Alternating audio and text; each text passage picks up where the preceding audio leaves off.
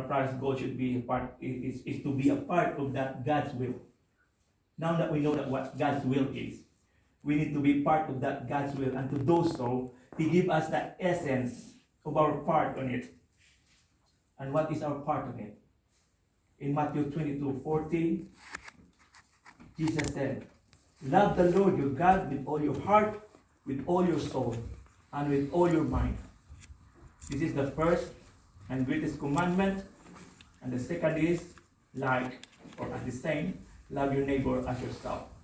And even he goes further, love one another as I have loved you. This essence lies all the prophets and the law. Sometimes we focus more on the prophets and the laws rather than the foundation to love one another as God's love us, not as how we think love is. So through His salvation, He gives us that very basic commands. Basic in a sense that it's simple to understand, but it's so hard to do. Trials or life challenges and difficulties happens for a reason sometimes. I'm not saying all the time, sometimes. We need to consider that if God allows it, we might need it. Or God has a purpose for it. Say for example, Israel going to Babylon. That wasn't easy. Joseph, in the case of Joseph, the faith of the disciples, and imagine what happened to Jesus. If we just think, oh, imagine what happened to Jesus. From our logical thinking, we might question why this is happening, why that is happening. But with overall will of God to save the mankind, He has to do it to show His love.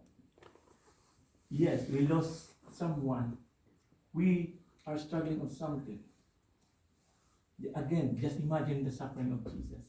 And what's the will of God for that event to happen? Imagine being a son of God being spat at, ridiculed, insulted.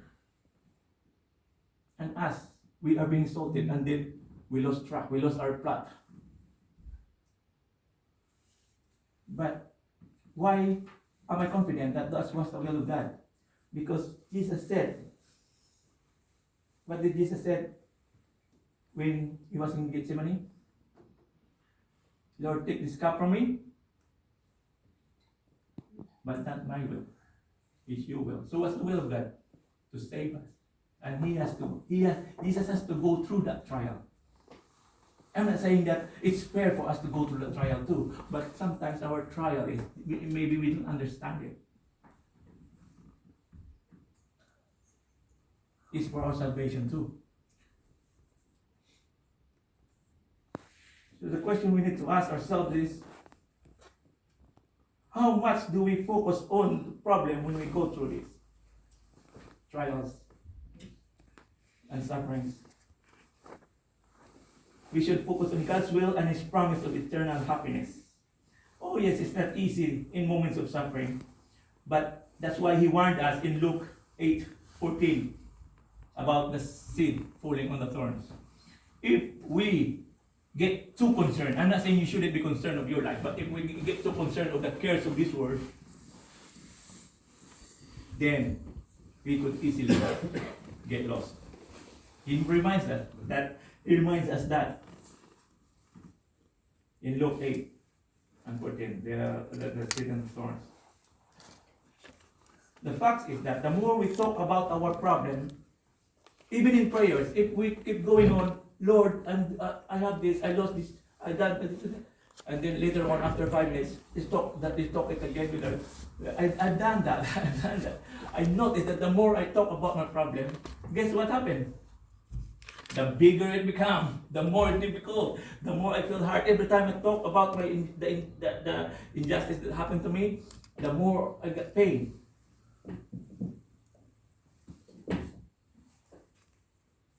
A problematic man once lost his wife, lost his job in 1 month, and his children become difficult to him.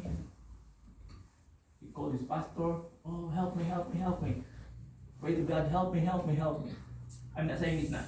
It's not. It's wrong to pray to God. It's good to pray to God for your health. We know that. That's not even an argument. We know that. What I'm saying is if we focus too much on those things, then we are adding more suffering to ourselves. So what this man did, or what the pastor advised to him is, remember 10 good things that God done to you. 10 Bible promises of God. Focus on those. And one of those is the promise of many mansions. Who wouldn't get excited about that promise once you read that? When Jesus said, I prepare many mansions for you. So he done that instead of focusing on his problem. I mean, it's easy to say now, but just imagine being on his shoe. You just lost your wife, you just lost your job, and now what you gonna do? And then the pastor advised him, once you've done those things, call someone, use something, do something for others.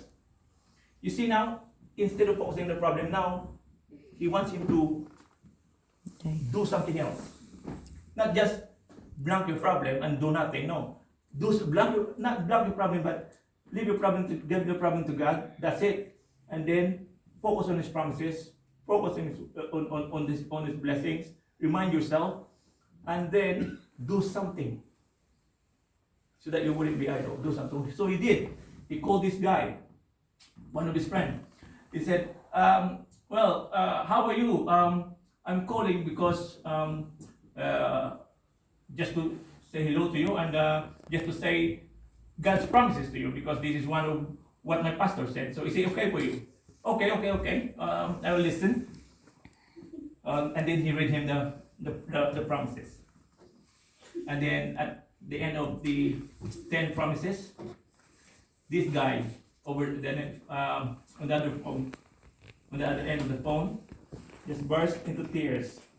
You know why? He said, before you call, I have my gun in my head. That guy, this is a true story. That guy was about to end his life. And this problematic guy, whom the pastor had asked to call someone after the promises, has just saved. Yes, if we think about it, that's the providence of God. That's how God sometimes works. So what's the lesson about that?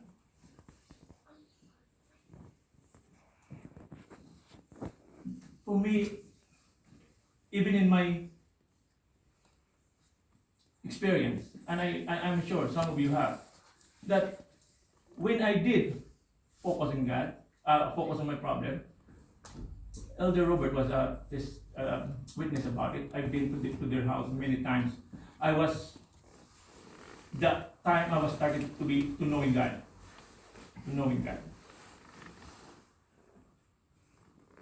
And it was so difficult for me. But now my perspective has kind of changed. The more I know God, this is my testament, that the more I know God, the more I can manage to deal with difficult situations.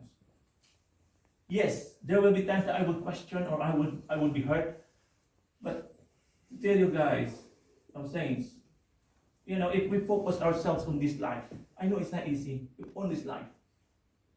When a virus like that comes in, when someone, let's say, when your health is in trouble, when your survival is in jeopardy, is in question, it's so difficult. It's so difficult. However, when we focus, when we rechannel our focus on the eternal glory that God has promised us, it changes everything. It's not going to change immediately, but at least you will not be as stressful as you are. So the closer we be on God,